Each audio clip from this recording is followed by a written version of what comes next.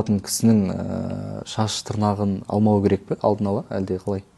Иә, сондай бір хадис бар. Жаңағыдегі құрбандық шалатын адам құрбандық шалғанға дейін шаш тырнағын алмайтын, немесе алмаған жақсы деген мағынада хадис бар. Бірақ бұл Ханафи мазхабында үкімі жойылған хадис. Сондықтан пайғамбарымыздың Айша анамыз немесе аналарымыз, пайғамбарымыз сол құрбандық шалатын болса да ешқандай бір тыйымды, ешқандай бір өзіне тыйым алмайтын дейді. Яғни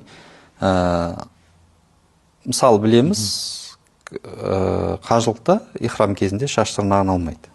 Иә, онда ешқандай тыйым болмайтын дейді. Құрбандық шалса да тырнағын, мысалы жаңағыдегі, демек ол тырнағын ала беруіне рұқсат, шашын ала беруіне рұқсат деген сөз шығады.